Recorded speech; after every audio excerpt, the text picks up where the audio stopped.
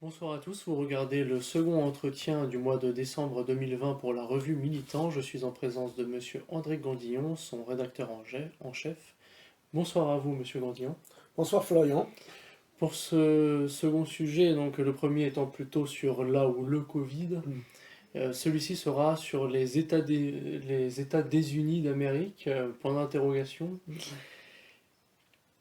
Nous allons parler donc de cela pour énumérer un petit peu le contexte, surtout d'actualité, d'histoire dans un second temps, pour dire que ça venait pas de nulle part, les trucages électoraux qu'il y a, le fait que les États-Unis sont en train de perdre leur première place dans le monde, voilà, qu'il est peut-être au bord de la guerre civile.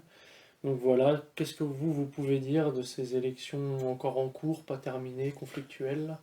Oui, alors là, à la date où nous parlons, donc le 17 décembre, les grands électeurs se sont réunis, ont élu Joe Biden comme président. À cela après que Trump refuse de reconnaître sa défaite. Alors évidemment, il y a encore des recours qui peuvent intervenir jusqu'au 6 janvier, donc on verra comment les choses vont évoluer. Ce qu'il faut voir, pourquoi Donald Trump refuse-t-il de reconnaître, d'admettre sa défaite aux élections? En général, ce n'est jamais arrivé. Il y a eu une période d'incertitude lors de l'élection de George Bush, fils, en 2000, lorsque c'était en ballottage, si l'on peut dire, entre lui et le candidat démocrate. Mais en général, bon, tout se passe bien, si l'on peut dire. Ça a pris des proportions différentes là. Mais là, ça a pris des proportions différentes. Alors, il se passe une chose, c'est que, objectivement, les élections américaines telles qu'elles se sont passées aujourd'hui ont été, cet automne, ont été truquées, ont été véritablement trafiquées.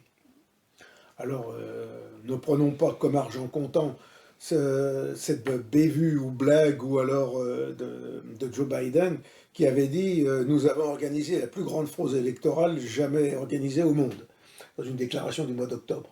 Il avait même dit qu'il n'avait pas besoin des votes pour gagner. Il n'avait même pas besoin des votes pour gagner.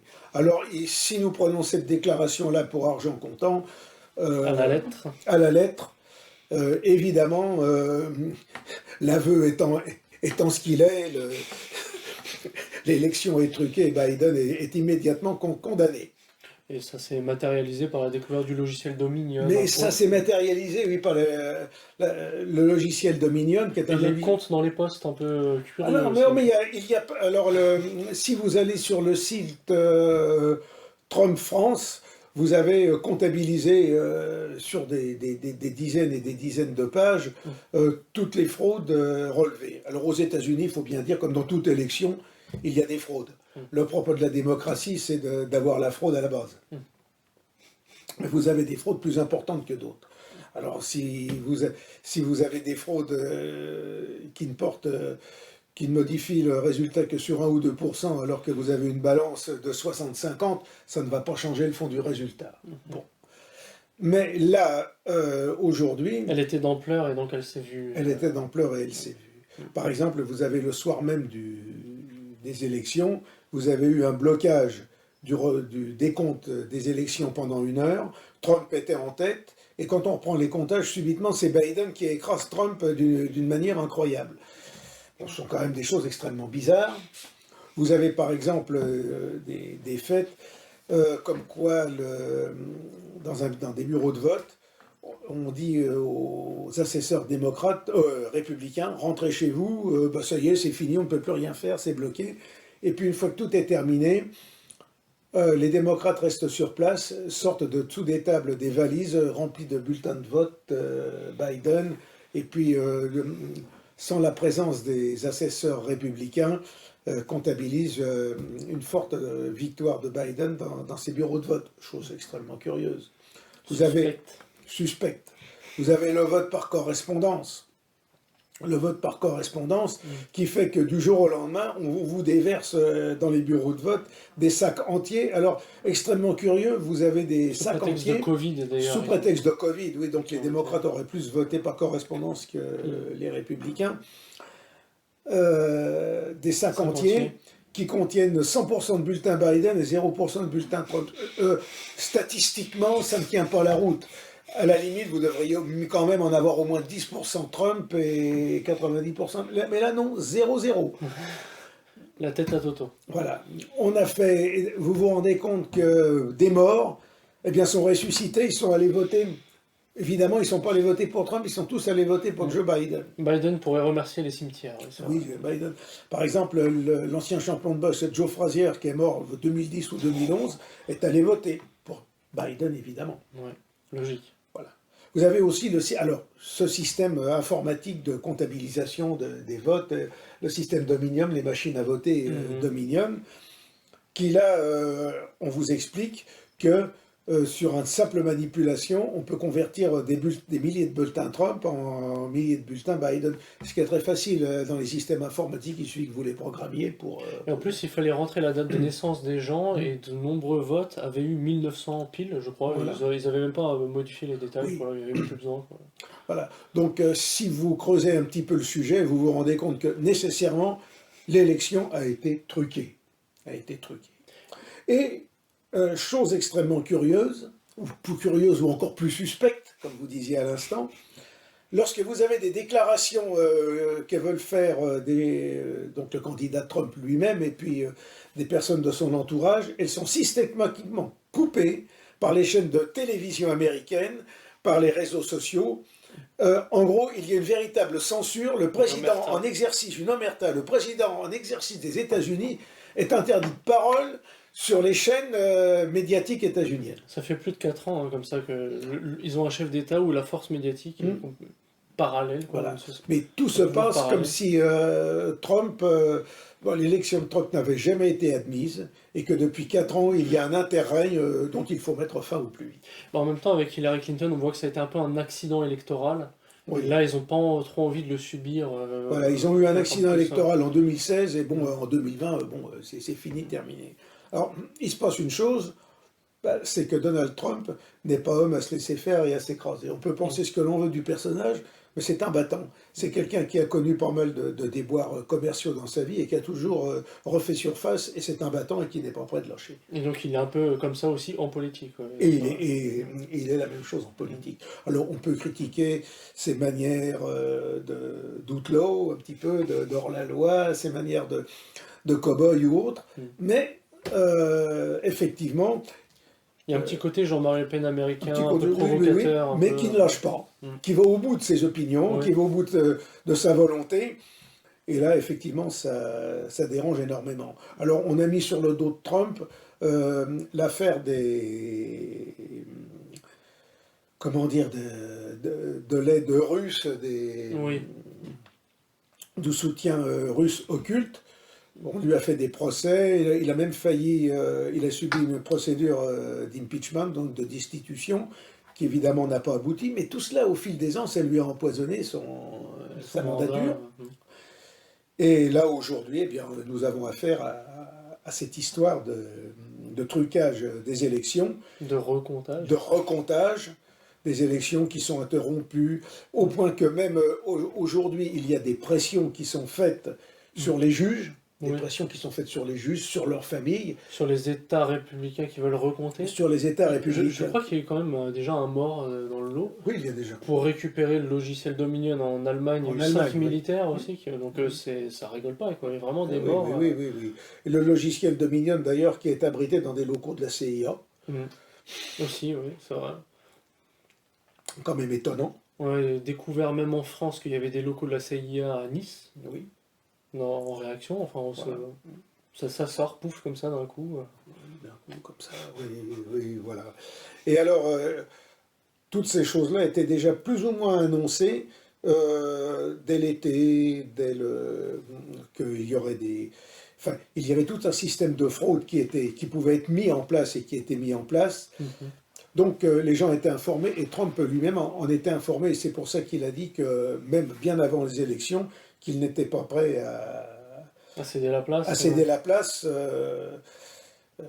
d'une telle manière. Voilà.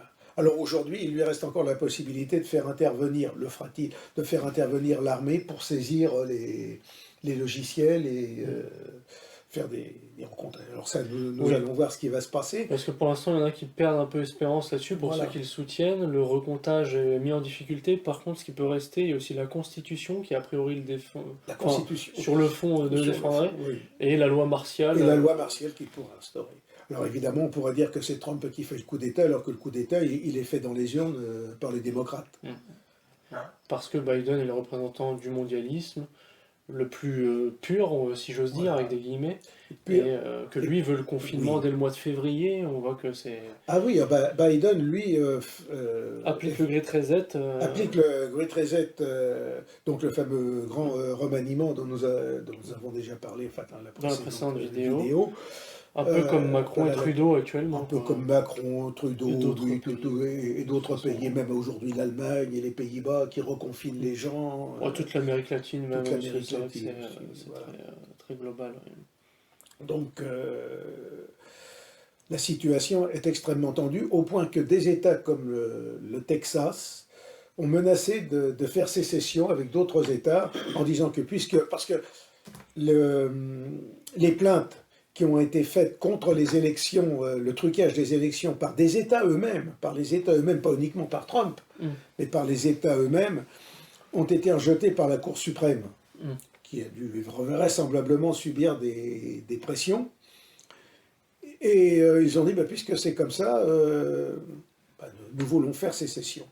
Alors des États comme le Texas, il n'est absolument pas étonnant que des États comme le Texas puissent faire sécession, étant donné que le Texas a été un État indépendant pendant quasiment 10 ans, entre 1836 et 1846. C'est la fameuse époque de Fort Alamo, Davy Crockett. Oui, ils ont eu un héritage plus... Ils ont un héritage beaucoup plus indépendant. Mais il faut dire, alors, c'est que les États-Unis ont une longue tradition de désunion dans l'histoire. Bon, déjà, à l'origine, lorsque les États-Unis se sont constitués, avec la déclaration d'indépendance, puis la Constitution de 1787, les États-Unis ne savaient pas comment, les 13 colonies américaines, comment elles allaient pouvoir arriver à s'entendre. Parce que vous avez déjà les deux parties des États-Unis, le Nord, qui est constitué d'États plutôt puritains, c'est-à-dire la Nouvelle-Angleterre, le New Hampshire, le Massachusetts, le Connecticut et Rhode Island, qui sont plutôt sur un fondement puritain, et les États du Sud, comme le Maryland, la Virginie, la Caroline du Sud, la Géorgie, qui, elles, étaient plutôt fondées sur la pensée des Lumières, la pensée des élites européennes d'alors, ce qui a fait d'ailleurs que il y a toujours eu une distanciation, une séparation entre le nord et le sud des États-Unis dès l'origine, et qui a conduit d'ailleurs à la guerre de sécession. Ce qu'ils appellent là-bas la guerre civile. On parle de guerre de sécession, ils parlent de guerre civile. Bon, vous avez donc une idée de cette situation alarmante. Et même, alors, il y a une chose extrêmement intéressante à voir, c'est que depuis quelques années, une succession d'ouvrages sont publiés par des analystes américains qui insistent sur les risques de désunion et de cassure des États-Unis. C'est quelque chose d'extrêmement important. Et en 2018, plusieurs études d'opinion, de sondages, disaient qu'en gros, 25% des habitants des États n'étaient pas défavorables à la sécession de leur État par rapport à l'ensemble de la Fédération des États-Unis. Donc, ce qui montre qu'il y a un fond de désunion, de séparation. Alors, aux États-Unis, il faut voir que les éléments de division, de séparation, sont d'autant plus de guerre civile, si l'on peut dire, puisque certaines personnes craignent que vous avez aujourd'hui 31% des Américains, donc quasiment le tiers des États-Unis, qui pensent qu'une guerre civile est possible aux États-Unis dans les années qui viennent. Donc vous voyez, lorsqu'on commence déjà à dire que quelque chose peut se produire, c'est que le terrain est déjà préparé. Oui, c'est le début, finalement, le commencement Voilà.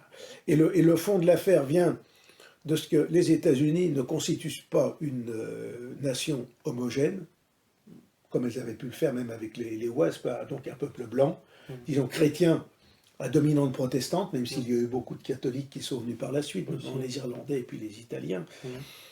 Vous avez, mais en plus, maintenant, vous avez les latinos qui arrivent, c'est-à-dire donc toutes ces populations latino-américaines qui entrent en masse et qui, quand même, d'une certaine manière, cassent le rêve américain, la vision américaine traditionnelle.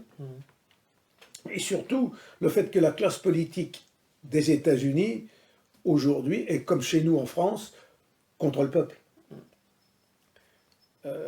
En France, nous avons une classe politique qui est antinationale, une classe parasite antinationale, et aux États-Unis, vous avez ce qu'on appelle, ce qu'ils appellent l'État profond ou le Deep State, qui est antinational aussi aux États-Unis, qui est anti-blanche, anti-américaine. Alors quand on parle de cet État profond, dans tous les pays, il y a un État profond. En France, il y a un État profond. L'État profond, en gros, on en trouve le noyau au sein de l'inspection des finances et de Bercy. C'est là, en gros, enfin, vous avez d'autres ramifications, mais enfin, vous les trouvez là. Aux États-Unis, cet État profond, vous le trouvez au Pentagone, vous le trouvez dans la haute administration, vous le trouvez... Bon, et puis évidemment, les émanations de Wall Street et de la Réserve fédérale. Et les big tech, Apple, Microsoft, Apple, etc. Microsoft, là, 100% antiracistes quand ils s'affichent, 100% anti-Trump, mais qui délocalisent au fin fond de l'Afrique et de l'Asie pour faire travailler des mineurs. Et... Voilà, oui. Enfin voilà, et c'est pas une contradiction à faire travailler les enfants dans le Kivu pour extraire le cadmium et toutes ces choses-là, tous ces matériels qui servent pour faire les ordinateurs et autres.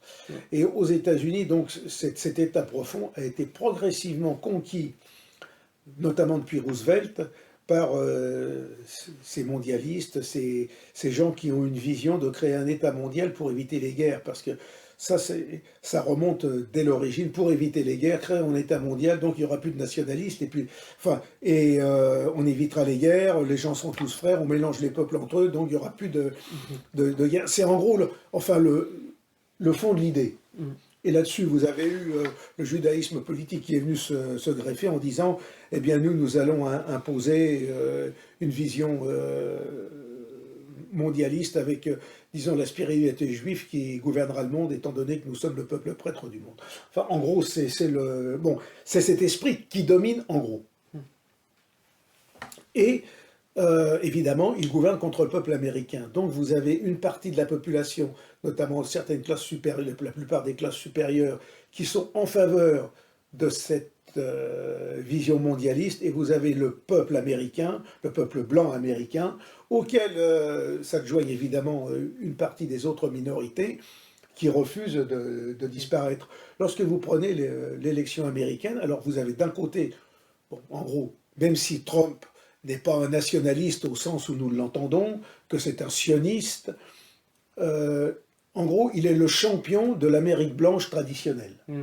Et plutôt rural aussi. Plutôt rural. Il est moins soutenu. Plutôt rural, mais bon, au point que pour les élections actuelles, il est quand même le candidat républicain qui a obtenu le plus de voix de tous les candidats. Hein, même si on nous le dit battu aujourd'hui, c'est quand même celui qui a accumulé le plus de voix de tous les candidats, avec un taux de participation assez important.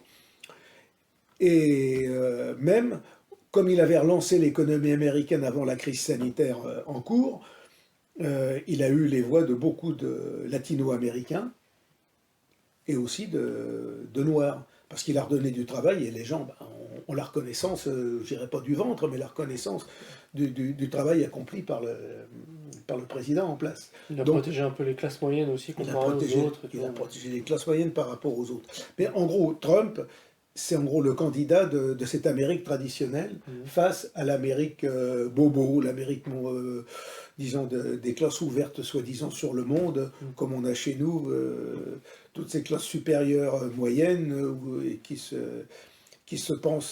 pensent qu'il est très bien de penser qu'on n'est pas raciste, qu'on doit accepter l'autre, sauf chez soi, évidemment. Parce que, si vous demandez à tous ces gens-là qui se disent pas racistes, vous leur dites bah, accueillez des immigrés, ah bah non, pas chez moi.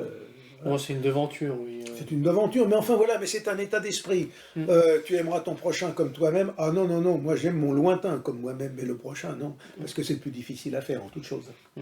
C'est plus, oui, abstrait de dire que j'aime mon lointain. Ouais, Voilà, j'aime mon lointain. Oh, c'est très facile. j'aime bien les Chinois, j'aime bien les Papous. Bah oui, d'accord. Mais bah, accueillez. Il y a une bande de Papous qui est arrivée chez nous là. Oh non, non, c'est sauvage, moi j'en veux pas. Non, Oui, mais c'est- l'esprit gauchiste est comme ça, même en France. L'esprit gauchiste, c'est comme ça, même en France, mais là, on le retrouve. C'est l'esprit, disons, occidental. Dans la Dans mesure le où- mauvais sens du terme. dans le mauvais sens du terme, dans la mesure où aujourd'hui, on peut dire que l'Occident, c'est la composition de la chrétienté, si on peut dire. Mm. Parce que l'Occident chrétien n'a rien à voir avec le monde occidental actuel, Ouais, c'est ça. qui est un monde matérialiste, libéralo-décadent et subversif. Mm. Donc voilà, et de l'autre côté, vous avez Joe Biden, qui lui est le représentant donc de cette Amérique, de cette anti-Amérique, si l'on peut dire, mais que nous subissons, nous, dans la mesure où les États-Unis sont dirigés par ces gens-là. Et c'est encore la première puissance du monde, et, c'est on y reviendra d'ailleurs. Et on y reviendra. Alors, Donc Biden les représente, oui. Biden les représente. Et Biden, en plus, lorsque l'on voit l'état de santé de cet homme, et toutes les casseroles qui tintinabulent à sa ceinture, pour ne pas dire autre chose, c'est quelqu'un qui est parfaitement malléable à tout point de vue. Donc, c'est un homme qui a subi déjà plusieurs attaques cérébrales, donc c'est un homme inévitablement diminué. C'est un homme dont le fils, Hunter, est impliqué dans des affaires de trafic plus ou moins importantes. Donc, là encore, on a les moyens de le tenir.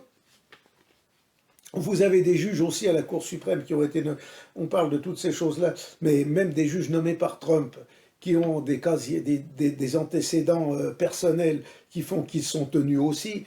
Donc, vous avez cet état profond, ce magistère politique, si l'on peut dire, qui n'apparaît pas en première ligne, mais qui gouverne le pays, qui peut tenir facilement tous ces gens-là.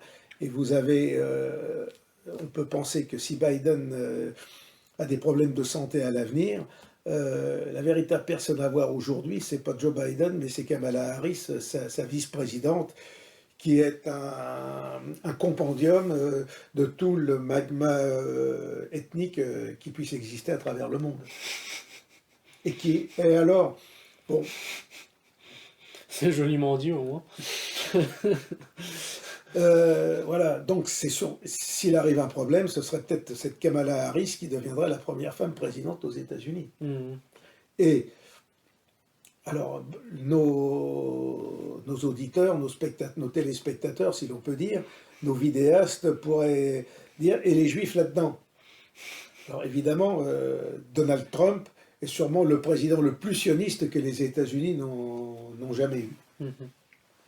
Bon.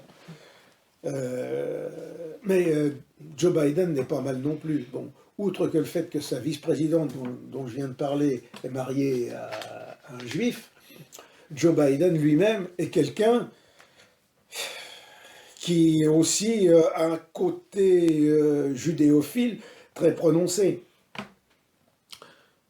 Si je puis me permettre de le citer, dans un discours qu'il avait prononcé le 21 mai 2013 à Washington, devant une assistance de responsables juifs, il avait déclaré « L'héritage juif a fait ce que nous sommes. Il a pesé plus qu'aucun autre facteur durant ces 223 dernières années l'existence des États-Unis. » Et il poursuivait « Le fait est que l'héritage juif, la culture juive, les valeurs juives, sont une part si essentielle de ce que nous sommes que l'on doit dire en toute honnêteté que l'héritage américain est en fait un héritage juif. Qu'on y songe. Je vous fais le pari que 85% des changements sociopolitiques, que ce soit à Hollywood ou dans les médias sociaux, sont le fait de personnalités juives de cette industrie. Leur influence est colossale, réellement colossale, ajouterais-je, dans le bon sens du terme. On se trouve en présence de réussites et d'apports incroyables, d'une influence en profondeur dont les valeurs pétrissent toute la culture américaine et imprègnent notre constitution.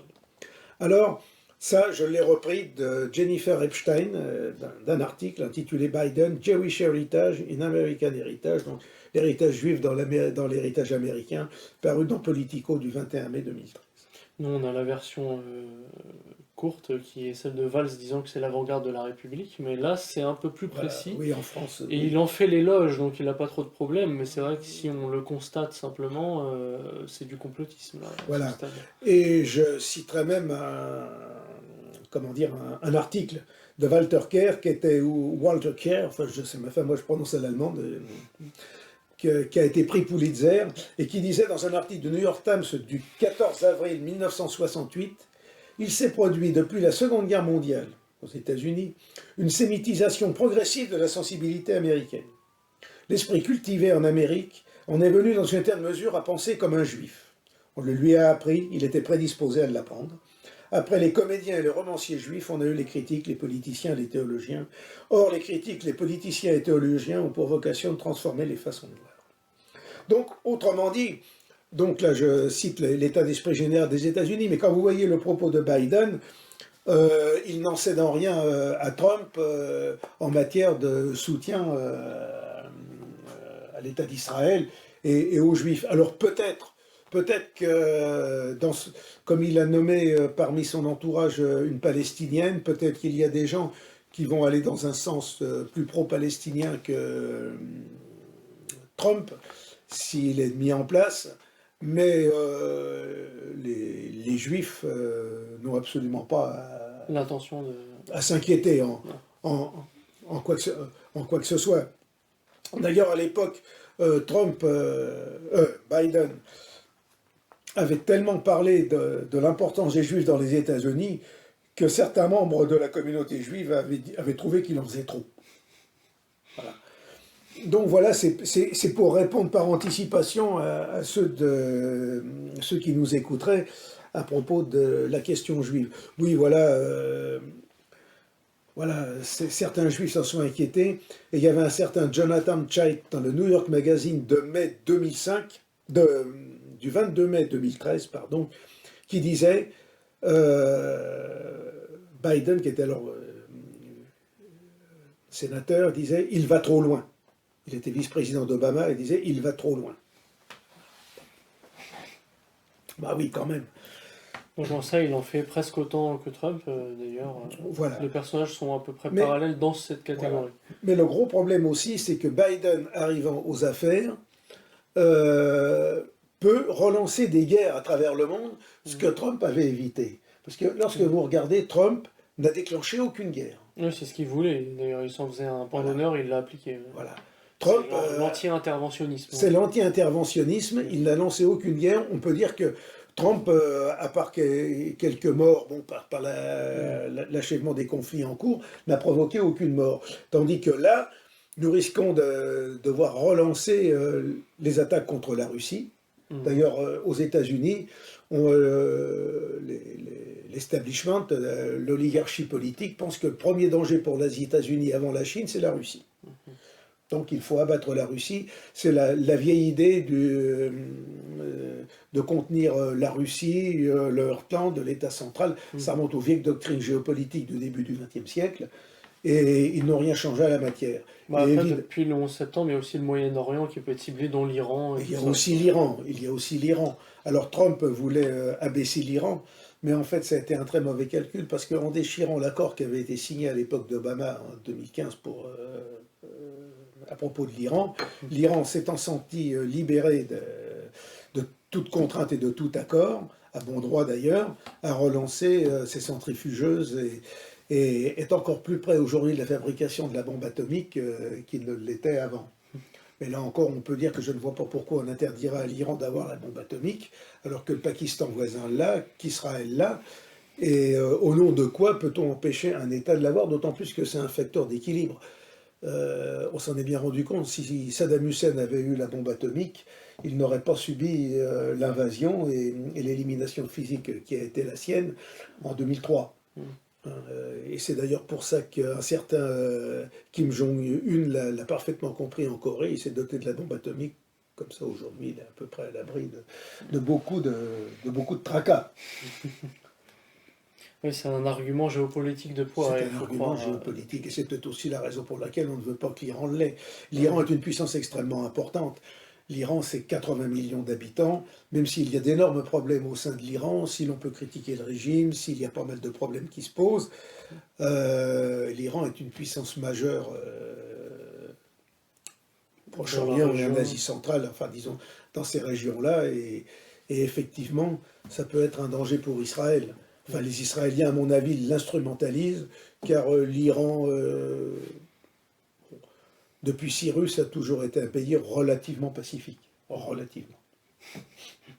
Et après, vous qui parlez un petit peu d'immigration latino, notamment aux États-Unis, on peut faire un petit parallèle avec la France, c'est que nous, ça va être plutôt des arabo-musulmans, donc il y a un autre paramètre, les latinos étant plutôt a priori catholiques. Oui, ils sont plutôt... Donc ça, il y a une différence en matière religieuse. Après, par contre, il y a le problème communautaire et le fait que ce soit massif. Alors voilà, lorsque vous êtes, c'est toujours pareil, indépendamment du fait de la séparation religieuse qui est extrêmement importante, parce que la religion, c'est une vision du monde totalement différente. Les musulmans, par leur conception du monde, ont une vie, en gros, sont sur une autre planète spirituelle que... On peut dire ça comme ça, c'est un autre logiciel, C'est un autre d'une autre logiciel, catégorie. une autre façon, ce que d'ailleurs nos soi-disant laïcards qu'on a chez nous n'arrivent pas à intégrer. Ouais. Pour eux, l'islam, c'est un christianisme enturbané, alors que ça n'a absolument rien à voir. Ça n'a absolument rien à voir. Quand on veut nous imposer la laïcité comme grammaire des religions, ben oui, peut-être entre les catholiques et les protestants, voire les orthodoxes, parce qu'on a les mêmes références. Mais avec l'islam, c'est absolument moins, pas mais- possible. Là, c'est encore plus éloigné. C'est encore beaucoup plus éloigné. Alors, si vous avez quelques musulmans qui viennent en France, comme c'était le cas par le passé, ben effectivement, pour la plupart, pour peu que nous ayons une spiritualité forte, comme c'était quand même relativement le cas dans les années 30 ou même encore au début des années 50, bon, bah, ces gens-là finissent par s'assimiler, par se christianiser. Vous avez par exemple Alain Mimoun qui était un berbère, bah, il était devenu parfaitement français. Ça, c'était quand ils étaient minoritaires et voilà. et du coup, ils étaient au milieu des deux souches. Voilà, ils étaient au milieu des deux souches, donc à la fin, ils s'assimilent, ce qui est normal. Mais à partir du moment où vous avez des masses énormes qui viennent, eh bien, évidemment, elles se retrouvent entre elles, et puis elles continuent à entretenir leur façon de vivre entre elles. C'est naturel, c'est humain. Et aux États-Unis, de même, les Sud-Américains, enfin, disons, ceux qui viennent du sud du Rio Grande, s'ils viennent en petite quantité, eh bien, en petit nombre, eh bien, avec le temps, ils parlent l'anglais, l'américain. En plus, comme ils sont catholiques, eh ben, ils vont se retrouver plus ou moins dans des paroisses catholiques, et puis ils vont entrer dans le grand courant.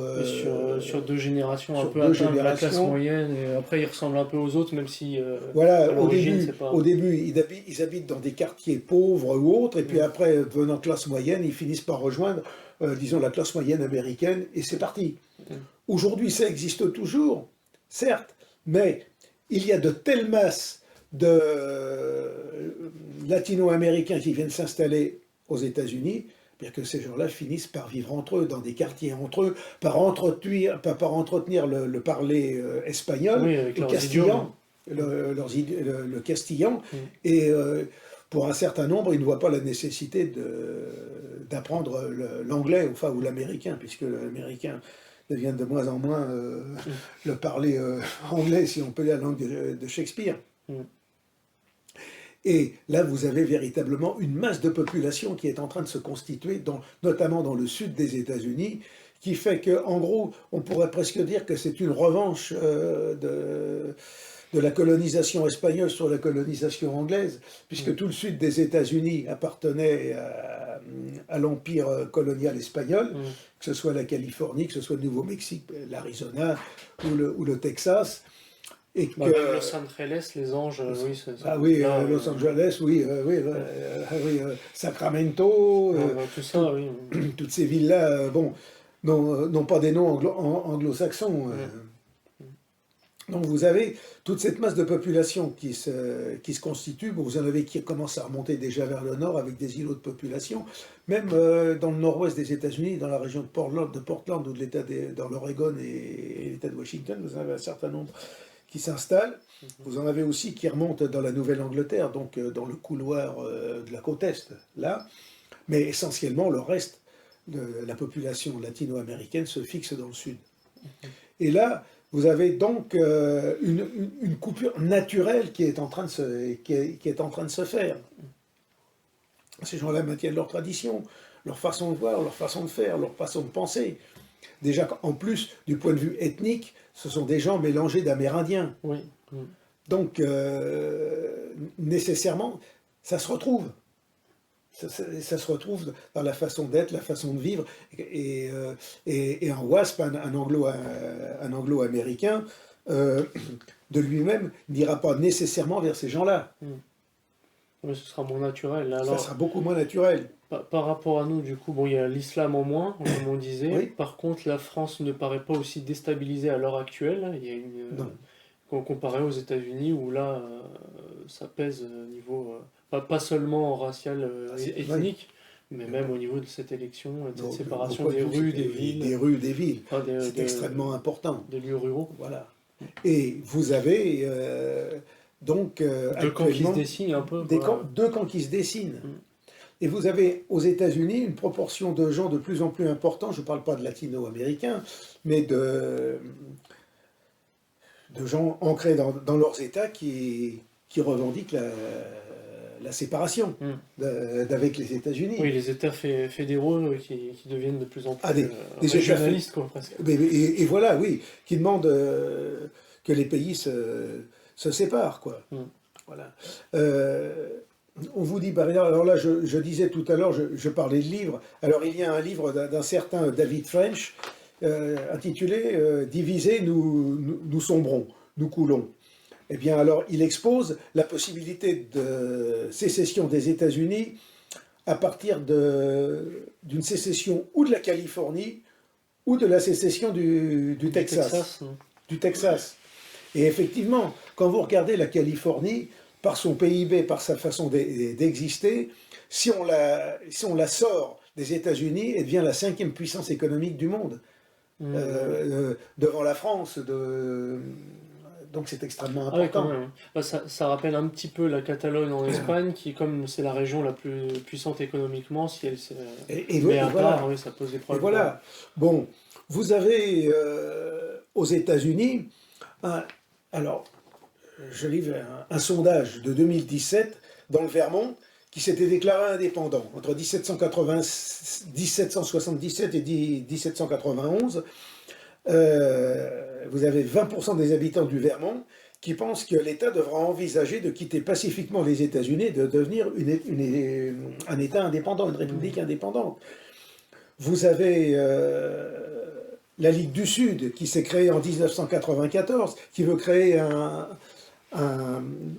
un État nationaliste sudiste, dans lequel on étend donc les anciens États de la Confédération, avec en plus l'Oklahoma et le Maryland. Vous avez aussi un projet d'État qu'on appelle le projet d'État Cascadia. Pourquoi? Parce que vous avez la chaîne des Cascades, qui se trouve une chaîne de montagnes volcaniques dans le nord des Rocheuses, donc vers l'État de Washington et la Colombie-Britannique, et qui parle de créer en même temps un État transnational avec l'État de Colombie-Britannique, qui est au Canada. Alors vous avez donc tout un ensemble économique qui se fait effectivement entre l'État de Washington et puis la Colombie-Britannique et puis Vancouver qui se trouve au Canada. Donc vous avez en gros actuellement, même d'un point de vue économique, différentes zones importantes, évidemment la côte Est, avec le couloir Washington-Boston, là, avec New York. Vous avez le Sud, centré sur le Texas, même la Louisiane, le Texas, et donc tous ces États de la bande sud avec le Nouveau-Mexique, où il y a une majorité, une forte proportion qui peut devenir majoritaire de latino-américains. Vous avez la partie de la côte ouest avec la Californie. Vous avez le nord avec l'Oregon, avec Seattle, là d'ailleurs où se trouve Boeing. Et vous avez en plus la région des Grands Lacs, qui sont vous avez des pôles économiques, politiques, qui se créent eux-mêmes, qui créent leurs propres relations. Et on le voit d'ailleurs au moment, lorsqu'on regarde les transports, l'organisation des transports se développe particulièrement à l'intérieur de ces zones. Et les lignes de transport à travers les États-Unis, certes, il y en a, mais elles sont beaucoup moins nombreuses. Et alors, jusqu'à présent, les États-Unis ont plutôt laissé faire ces polarisations régionales plutôt que de chercher à ressouder l'ensemble du pays. C'est le propre des États de grande surface, extrêmement importants, en surface, de risquer la désagrégation. Et les États-Unis ne peuvent s'en sortir que par un resserrement des liens. Mais pour resserrer les liens, il faut aussi retrouver une vision commune. Une certaine homogénéité, Une c'est certaine possible aussi. homogénéité. Donc il faut retrouver une homogénéité ethnique, une homogénéité culturelle qui disparaît progressivement. Et le fait que vers 2050, les Blancs aux États-Unis risquent de perdre la majorité ne favorise absolument pas une telle évolution. Et on peut dire que, je disais à l'instant, qu'il faudrait resserrer les liens fédéraux, mais resserrer les liens fédéraux aux États-Unis va à l'encontre de la tradition américaine qui fait que les États ont toujours eu une extrêmement grande importance. Les États indépendants, enfin les États fédérés, ont leur propre constitution, leur propre organisation, leur propre loi. L'État fédéral est relativement faible. La culture jacobine là-bas. La culture jacobine, ça ne marche pas. Alors aujourd'hui, je vais faire un petit parallèle, mais une petite excursion, si on veut dire, en Chine et en Russie. On dit qu'en Russie, le pouvoir central, dictatorial ou autre, mais Vladimir Poutine a été obligé de recréer ce qu'on appelle la verticale du pouvoir, parce qu'au cours des années Helsinki, autrement dit de la décomposition de l'URSS, vous aviez les provinces, les gouverneurs qui devenaient des potentats locaux et qui progressivement étaient en train de créer, enfin si on avait laissé faire, créer leur propre État, et la Fédération de Russie, la Russie éclatait. Donc il est obligé de resserrer les boulons. On prend la Chine. La Chine est aussi un pays qui nous paraît très puissant aujourd'hui, mais qui demain peut éclater en vol. Vous avez différentes régions. Le problème de la Chine à travers l'histoire, ça a été l'éclatement. Et le pouvoir de Xi Jinping, alors il est dictatorial, il est tout ce qu'on veut. Là, je n'entre pas dans ces problèmes-là. Je remarquerai simplement une chose, c'est que Xi Jinping, par le gouvernement qu'il met en place, la surveillance qu'il met partout, ne fait qu'appliquer les rêves des auteurs légistes du 4e, 5e siècle avant Jésus-Christ, qui rêvaient d'un État qui contrôlait les faits et gestes de chacun des habitants du pays, qui serrerait les boulons de chaque région pour que, à la tête du pays, l'empereur gouverne, sache ce que chacun fait comme un être omniscient, comme un dieu. Bon, Xi Jinping, avec les moyens actuels, arrive à le faire. Et en même temps, la création d'un réseau de transport extrêmement puissant. Alors, je lisais une fois une étude d'économistes, ça m'a fait sourire, parce qu'il disait, mais les Chinois n'ont pas un sens de la rentabilité économique, ils multiplient les réseaux routiers, surtout les réseaux de TGV, mais ce n'est pas rentable, ils affaiblissent leurs finances, leur État. Et quand on gouverne un pays, on n'est pas à la solde de la finance, on est à la solde de l'intérêt général, de l'intérêt de l'État à la limite. Oui, ils ont plus de paramètres. Et voilà, et l'intérêt en Chine de créer un réseau de TGV de 20-22 000 km, voire plus, de créer un réseau d'autoroutes de 60 000 km à travers le pays, c'est pour permettre d'agir, de resserrer les boulons partout. Aux États-Unis, vous avez... Oui, il essaie d'unir le territoire de cette manière. D'unir le territoire, c'est une question de survie, c'est une question de survie de l'État, d'éviter que les forces centrifuges se développent. Aux États-Unis, à un moment ou à un autre, il faudrait bien repenser cette chose-là. On pensait aussi au Grand Échiquier, vous savez, cet ouvrage de Brzezinski dont vous avez entendu parler. Alors ça, oui. Qui parle d'impérialisme américain notamment, c'est sûr. Alors là, les États-Unis, c'est autre chose. Ils ont aussi une crise d'identité dans la mesure où, depuis 1918, 1914, déjà avant, ils étaient potentiellement la première puissance économique du monde, oui. Mais ils étaient à l'écart. La guerre de 14 les introduit dans le jeu. L'entre-deux-guerres les a ressortis du jeu, mais ils sont rentrés dedans en 1940 de plein pied pour ne plus jamais en sortir, jusqu'à présent. Et les États-Unis, effectivement, à eux seuls, étaient quasiment la moitié du PIB mondial en 1945, ont été la superpuissance du monde, surtout après 1990, lorsque l'URSS s'est effondrée. Mais les esprits les plus perspicaces, comme Zbigniew Brzezinski, avaient parfaitement compris qu'avec la montée en puissance de la Chine, la montée en puissance de l'Inde et d'autres États, ce qui est une chose naturelle dans l'histoire, les États-Unis allaient progressivement perdre leur domination mondiale et allaient se retrouver une puissance relative. Et sans compter les soucis internes dont on a parlé. Et sans compter les soucis internes dont on a parlé. Donc il est impératif pour les États-Unis de continuer à, disons, à s'imposer au monde d'une manière ou d'une autre pour retarder leur relativisation, qui arrivera tôt ou tard, oui. C'est ce que dit Brzezinski. Il faut, et surtout, planter des pieux, des plans, pour des relais, pour éviter que ce recul soit trop important. Donc qu'il arrive, le reculer, son avènement dans l'espace, et en même temps laisser des traces pour éviter qu'il soit trop important. Et c'est là toute la politique américaine qui fait qu'aujourd'hui les États-Unis développent une politique impérialiste comme jamais, et qui peut être extrêmement dangereuse dans la mesure où, comme ils l'ont déjà fait en Irak, en Afghanistan,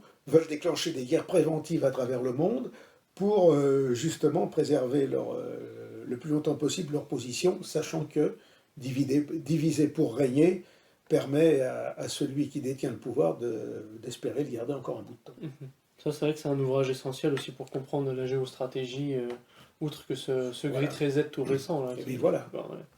C'est le genre d'ouvrage clé qui nous permet un petit peu de comprendre. Et alors effectivement, de ce côté-là, Trump, lui, c'était recentrer les États-Unis sur eux-mêmes. Alors, effectivement, vous pouvez avoir une vision nationaliste aux États-Unis, c'est-à-dire... Ou patriotique, c'est-à-dire mener une politique véritablement patriotique aux États-Unis, c'est-à-dire favoriser le développement des Blancs, fermer les frontières comme Trump l'a fait en voulant construire son mur. Qu'il n'avait pas fait finalement. Mais... il a quand même avancé son mur. Il avance, mais pas au point où il faudrait. Quoique les murs n'ont jamais rien arrêté. La Grande Muraille de Chine en est là pour le prouver. La première muraille, elle est dans les cerveaux, dans les intelligences, dans les consciences. Mais vous pouvez lancer une politique qui permet justement au peuple blanc américain, fondateur des États-Unis, de se redresser. Apparemment, ce n'est pas le cas. Là, l'équipe Biden et autres, enfin plutôt ceux qui sont derrière lui, veulent au contraire accélérer la colorisation, entre guillemets, des États-Unis. Des États-Unis. Alors aux États-Unis, il y a aussi le problème noir. Le problème noir, là, les Noirs représentent entre 11%, 13% de la population. Ce sera un problème qui sera toujours présent. Ils avortent beaucoup, en fait, donc leur démographie a été assez limitée. A été assez limitée. Alors, même si, par contre, dans la culture, le rap et machin, ils sont mis présents. Le sport aussi. Donc voilà, oui, dans le sport. Ou le film. Voilà. Mais voilà donc le fond de la politique américaine. Et comme toujours, donc, les États-Unis, en étant en difficulté, peuvent devenir un danger pour les autres peuples. C'est ce qui risque de se passer. Ce qui arrive aux États-Unis arrive en Europe de l'Ouest 10-20 ans après. Oui, voilà, oui. Donc ils nous influencent, et puis s'ils commencent à s'effondrer, ça aura des répercussions internationales. Et puis il faut savoir que les équipes dirigeantes aux États-Unis sont les mêmes que celles que nous avons en Europe. Peu de choses près. On retrouve les mêmes, on retrouve le même magistère. Le même caractère, le même magistère mondialiste. On retrouve les mêmes, les sociétés fabiennes, les sociétés transnationales, la trilatérale, les Young Leaders, le Bilderberg, enfin toutes ces choses-là. Alors là, on dira, vous avez une vision complotiste? Non, c'est pas une vision complotiste. Il existe qu'il y a des organisations dans lesquelles ces gens-là, les puissants du monde, se rencontrent, se regroupent, discutent entre eux, ont un projet, essaient d'harmoniser leur position, recrutent des personnes qui vont avoir leur vue et font de l'entrisme un petit peu partout. Donc leur vision, pour protéger leurs intérêts. La vision est claire, c'est pas du complotisme. La seule chose, c'est qu'eux-mêmes vont axer ça en nous accusant de complotisme, tout simplement pour mieux masquer leur projet, en discréditant tous ceux qui veulent dénoncer leur projet, ils pensent se mettre à l'abri de problèmes. Apparemment, ça marche chez un certain nombre de personnes, mais aussi, apparemment, ça marche de moins en moins. Bah, en fait, c'est le genre de truc qui marche à court, à moyen terme, et puis après, l'honnêteté prend le dessus, quoi. Oui, Même si après, dans le complotisme, dans tout ce qu'on peut trouver ici ou là, bah, évidemment, il peut y avoir du farfelu. Mais en oui, soi, là, pour ce qui est le globalisme, c'est un complot, entre guillemets, à ciel ouvert. voilà, Quand on regarde le Great Reset et tout ça, on voit que oui, bon, il y a quand même une réalité à cela, quoi. voilà, oui. Et même, ouais, mais même, bon, Même s'il faut chercher oui. pour Ce trouver que, ça. ce que je pourrais conseiller à nos amis qui nous écoutent, c'est de lire, par exemple, les ouvrages d'Eustache Mullins sur la La crise de réserve 29, fédérale sur la américaine. réserve fédérale américaine. Un livre qui a été édité, qui est un résumé de l'histoire économique et financière du monde, qui est écrit par un Chinois, Hong Bing-song, Mhm. qui parle de la guerre des monnaies et qui résume tout le problème. Si les personnes veulent s'instruire ou se former, il y a quelques livres qui sont en gros des résumés qui synthétisent la problématique. Mhm. Et alors après, bon, on peut approfondir, mais vous savez, si vous voulez savoir exactement ce qui se passe, il suffit de lire un certain nombre de... Enfin, il suffit, oui, de les lire à condition de comprendre l'anglais, parce qu'évidemment, c'est essentiellement rédigé Mhm. en anglais. Vous avez des publications aux États-Unis. Ils ont plus de documentation, oui, c'est vrai. Voilà, il suffit de lire ce qui se publie pour, pour, pour voir où ils en sont. Bon, même en France, vous avez d'excellentes revues bimensuelles comme Fait et Documents, Mhm. de nos amis de la librairie Vincent, là d'ailleurs, qui ont pas mal de renseignements, qui décryptent l'actualité pour nous, hein, la plupart du temps. À la suite d'Emmanuel Ratier, d'ailleurs. Parce que le gros problème que nous avons aujourd'hui, pour nous autres, c'est de former les gens, de convaincre les gens. Nous avons certes un certain nombre de personnes qui sont convaincues, mais ce qu'il faut, c'est toucher un public beaucoup plus large. Ce Mhm. qu'il faut, c'est conquérir les âmes, c'est que les gens progressivement comprennent qu'ils sont manipulés, que les dirigeants qu'ils ont sont leurs ennemis, et qu'eux-mêmes doivent se former, doivent savoir pour, comme disait Pierre Sidos, ne pas être dupes. À partir du moment où vous êtes formé, que vous savez, eh bien à ce moment-là, le bourrage de crâne médiatique fonctionne inévitablement beaucoup moins bien et le pouvoir n'a plus d'emprise sur vous. Mhm. C'est le gros problème que nous avons aujourd'hui. Oui, les Français, pour rester à notre échelle, ne sont pas suffisamment au courant de ce qui se passe Et vraiment, non, et donc se limitent à la surface ou à voilà. BFM TV ou au CNews. Ou CNews, oui. Mm. Même CNews encore, on dirait presque trop. Oui, parce qu'il y a de tout et c'est toute la journée, donc C'est il toute y a la des journée. choses, oui, ils sont limite Alors, tenir au courant de tout. alors, on peut penser aussi, alors certaines personnes nous diront que sur CNews, euh, on apprend pas mal de choses. Effectivement, vous entendez sur CNews des propos parfois de Zemmour lui-même. Je pense que Zemmour, il a compris qu'il fallait à tout prix défendre la France catholique et chrétienne, parce que si on supprime la France catholique et chrétienne, La France va partir avec, ouais. les Juifs partiront avec. Oui, aussi, oui. Donc, Bah, je crois que c'est un certain chancelier allemand qui disait qu'ils ont tendance à scier la branche sur laquelle ils sont. bah, Donc oui, oui, Zemmour fait visiblement partie de ceux voilà. ouais, bah, le font peut-être pas trop. Ouais. Bah voilà, bah, écoute, bah, c'est comme c'est pareil. Bah, si vous prenez un chêne qui a plein de gui, si vous coupez le chêne, le gui meurt avec. Voilà. Ouais, c'est logique. Ouais. Voilà, donc moi, à mon avis, ils ont parfaitement compris ça. Certains ont parfaitement compris ça. Donc c'est un instinct de survie.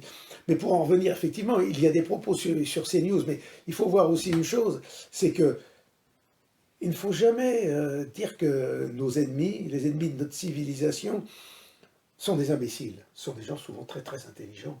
Ils ont parfaitement compris qu'il fallait quand même donner du grain à moudre dans le sens de ce que les gens entendent pour avoir un peu de vraisemblance sur les critiques, sur ce qui ne va pas, pour capter ces gens-là et les emmener dans une impasse. Lorsqu'on soutient le Front National, comme actuellement, qui est totalement inoffensif, et surtout qui est devenu dangereux, puisqu'il est devenu l'antinationalisme, si l'on peut dire, avec Marine Le Pen, eh bien, c'est une voie de garage dans laquelle on va capter Les énergies, les les contestations. énergies, les contestations pour les emmener dans une impasse, et puis ça fait toujours autant de temps de gagner. Oui, c'est ça, ça fait gagner du temps, et Voilà. pas à nous. Oui. Voilà. Donc le gros problème, c'est effectivement de se former, de lire, de rechercher. Et l'Internet, il est là. Alors c'est pour ça que pour le peu de fenêtres ouvertes par l'Internet qui existent encore, Mm.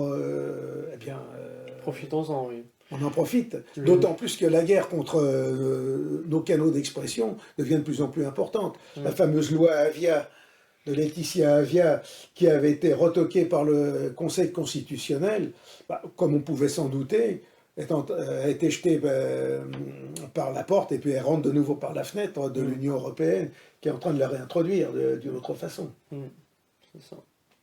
Voilà.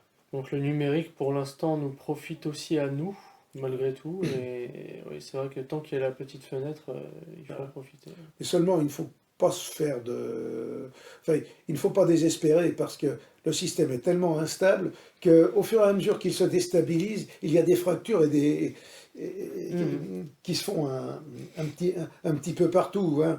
De même que Gustave Thibon disait que ce sont dans les fractures de l'homme que la grâce peut pénétrer, eh bien c'est dans les fractures de leur système que la vérité peut entrer. Aussi, et quand on voit, déjà, oui, les immigrés qui atteignent une certaine classe sociale finissent par être indépendants. On a Oui. un peu ça avec une classe moyenne islamique Oui. ici. Donc ça peut être un danger pour eux, qu'ils essaient de contenir, d'ailleurs, depuis l'assassinat de Samuel Paty, Oui. tout ça, il y a des réactions. Quand on voit aussi les meetings de Trump et de Biden, il y en a un où c'est du populisme, il y a des drapeaux, les gens aiment leurs Voilà. représentants, Oui, tandis que l'autre, c'est vraiment la force médiatique qui le filme, et pas voilà. du tout soutien populaire. Donc on voit que, j'avoue, ce qui est encourageant pour nous, c'est que le populisme, entre guillemets, même si c'est un mot un petit peu fourre-tout, les gens n'attendent que ça en réalité, Voilà. d'avoir un chef d'État qu'ils Bah, aiment et qui leur fait un minimum et de qui- biens sociaux. Voilà. Et qui défend le bien commun de la nation, Tout simplement, dont oui. il est le chef. Voilà. Aujourd'hui, on ne défend pas le bien commun. Les dirigeants, enfin, l'État profond américain ne défend pas le bien commun de la population américaine. Et c'est pour ça que vous avez eu le phénomène Trump. Oui. Et effectivement, la polarisation qui se présente actuellement peut à terme conduire effectivement à une guerre civile, parce que là, on ne sait pas les traces, les fractures que va laisser l'actuelle élection. Quand on voit une chose dont on ne parle pas, parce que nos médias, évidemment, totalement aux ordres des forces de l'anti-civilisation, si l'on De peut la dire, conjuration de la satanique, conjuration satanique, oui, qui est aux affaires, ne dit pas, c'est que tous les samedis aux États-Unis, vous avez des centaines de milliers d'Américains qui descendent dans la rue, qui manifestent C'est vrai, ouais. pour demander la vérité des élections. Ça ne transparaît dans aucun de nos journaux. C'est vrai que ça, c'est Mais très important d'en parler. C'est un peu comme les Gilets jaunes, on réduisait le pourcentage manifestant par 3 ou plus. Voilà. Et là, en plus, ça veut dire que Biden passe ou Trump, ça va pas en rester là, quoi. Ça ne va pas en rester là. Les gens vont être volés. Oui, les fortes mobilisations, disons, pro-Trump qui est actuellement aux États-Unis tous les samedis, c'est quelque chose de phénoménal. Avec des fois des antifas qui flinguent ou qui se font flinguer, ou des Black Lives Matter, ou des... Exactement. Ça plaide de partout, même à l'échelle de la Et c'est population. en train de quoi. lâcher partout. Alors déjà qu'aux États-Unis, il y a une longue tradition de désunion dont nous avons succinctement parlé. Là, on rajoute Eh bien, le cosmopolitisme. Et on rajoute le par-dessus. cosmopolitisme. Voilà. Alors aux États-Unis, ce qui tient les États-Unis, c'est la Constitution de 1787. Bon, on n'a pas idée en France de l'importance que tient la Constitution comme élément central. C'est pas la même mentalité. C'est pas la même. Pourquoi? Parce que les États-Unis se sont organisés autour d'un texte qui règle les relations entre ces différents États, pour éviter qu'ils se désunissent de trop. En France, la Constitution, c'est un morceau de papier. C'est un morceau de papier. Comme disait un humoriste en 1958, la Constitution française, oh, c'est au rayon des périodiques. Parce qu'on en a changé autant de fois. Et puis en France, La 5e République a changé 200 fois. Oui, la 5e République, on a au moins à 70 moutures de sa Constitution. On est à la 70e République, en fait. Oui, voilà, donc... Tandis qu'aux États-Unis, le texte constitutionnel a connu des amendements, quelques révisions, mais c'est au compte-gouttes. C'est au compte-gouttes. Donc, aujourd'hui, la Constitution américaine constitue véritablement un point d'ancrage. Ça, c'est presque, si on veut dire, l'élément sacré des États-Unis, disons, de la politique états-unienne. Mais à partir du moment où, d'une manière ou d'une autre, on cherche à la contourner, à la biaiser ou autre, la Constitution va perdre de son aura, de son caractère, disons, sacré, puisqu'il n'y a que Dieu qui est sacré, mais je veux dire de son côté sacré en termes de politique, de respect intouchable. Et si la Constitution aux États-Unis est mise en cause ou perd de son aura, ça risque d'entraîner une désagrération. Et du côté de Trumpiste, c'est vrai qu'il y a un peu plus de politique chrétienne, on va dire, dans le sens où il fait référence des fois au Christ, la Vierge Marie, il y a Monseigneur Vigano qui est à fond dessus. Et Trump, il faut reconnaître une chose, c'est que Trump a participé à des manifestations, ou participé à des manifestations contre l'avortement. Oui, il y a eu ça aussi. Ouais. Et c'est quelque chose d'extraordinaire. Il a quand même nommé à la Cour suprême une femme qui est notoirement anti-avortement. Ouais. Ce qui fait d'ailleurs qu'il y a eu une levée de bouclier au moment, là, en octobre, quand elle a été nommée à la Cour suprême. Donc ce sont des choses... non, mais les États-Unis peuvent éclater. Impressionnant. De notre vivant, on va voir des choses... Et alors, on peut même dire que... Il peut éclater d'autant plus que les démocrates ont en projet, mais ça se réalisera ou pas, de diviser certains États existants sans modifier la Constitution des États-Unis pour créer autant d'électeurs pour eux et noyauter le pays. Par exemple, ils parlent de diviser la Californie en 3 nouveaux États différents, qui créeraient de nouveaux grands électeurs et autres, et ils espéraient, puisque la Californie vote à gauche, enfin vote démocrate, ils espèrent de cette manière-là multiplier leur possibilité de rester en place. Donc eux-mêmes, en voulant essayer de garder le pouvoir pour eux, participent d'une manière ou d'une autre à la division des États-Unis. Ce sont des... Voilà, mais le diable, rend fou ceux qu'il veut perdre. Hein. Dieu rend fou ceux qu'il veut perdre. Ceux qu'il veut perdre, oui. Là, c'est le diable. Là, c'est le diable qui gouverne. Il faut bien dire. Je sais, on va dire que je caricature, je résume les choses, je nous discrédite peut-être aux yeux de certains, mais bon, mais ça résume bien les choses, quoi. Oui. Et puis vous n'êtes pas partisan de cette vision de dire qu'il y a 2 camps francs-maçonniques qui s'affrontent.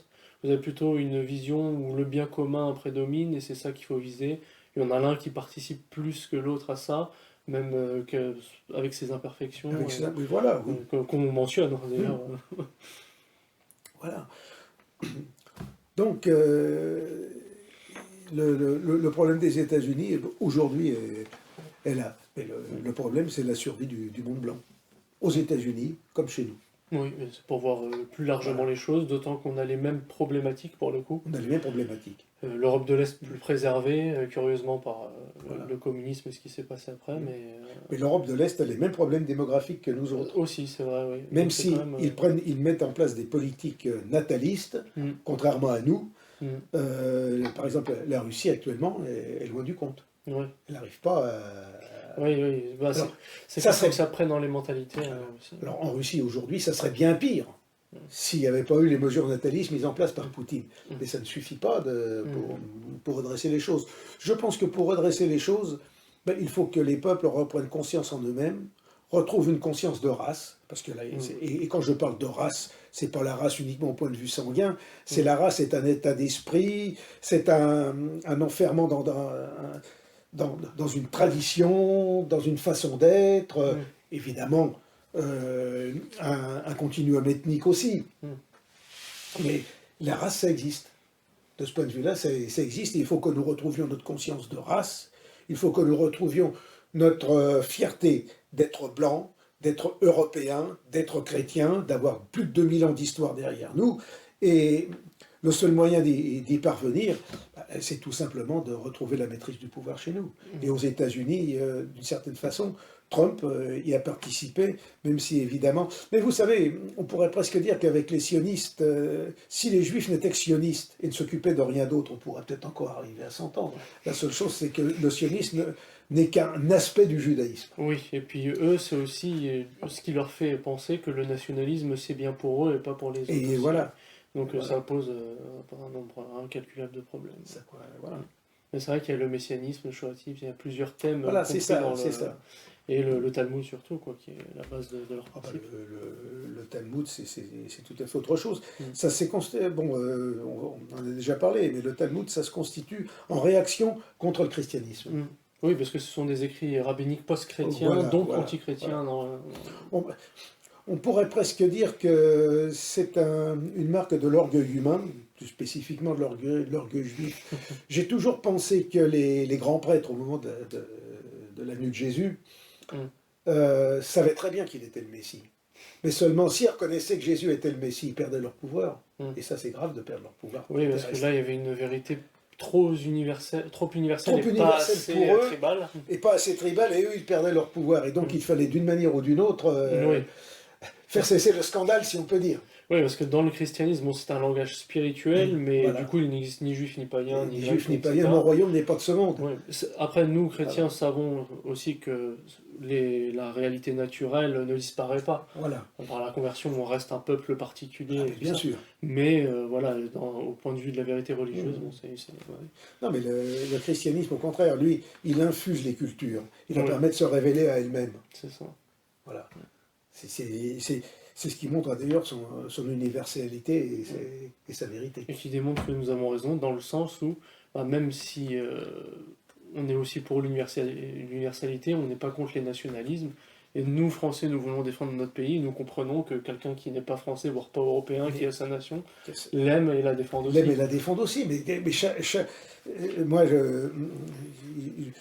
j'estime parfaitement des gens qui défendent leur culture, leur identité, et qui défendent ce qu'ils sont. Nous Alors, partageons ça avec eux, même si c'est pas la même culture. Même et pas si la c'est même... pas la même culture, non Et pas la même nation. Mais bien sûr, ils participent, disons, à l'universel. Mm. Ils participent disons, à actualiser, à rendre actuel toute l'humanité, à actualiser l'humanité et à lui permettre de se constituer entièrement et de développer toutes ses facettes. Dans son génie propre, etc. Et dans son génie propre, voilà. Bon, très bien pour ce sujet des États-Unis. Je pense qu'on a fait un peu le tour, avoir traité chacun Voilà, des on a aspects dû en faire à une peu petite près, heure, à mon avis. Voilà, c'est très bien. Si l'on peut encore recommander la revue Alors, pour oui. conclure. Alors donc, Militant est une revue qui paraît 11 fois par an, avec un numéro, disons, sur 2 mois, juillet-août. Vous pouvez prendre connaissance de ce qu'elle est en écrivant à Militant, boîte postale 154, 75 463, Paris CEDEX 10, donc Militant, boîte postale 154, 75 463, Paris CEDEX 10, ou alors regardez notre site internet revue-militant.fr. Un abonnement d'essai renouvelable une fois 25 € pour 6 mois. Un abonnement annuel 59 €. Un abonnement renforcé 82 €. Et un abonnement de soutien au-delà. Et surtout à partir de 160 €. Voilà. Soutenez notre presse, car certes il existe internet. Aujourd'hui les gens...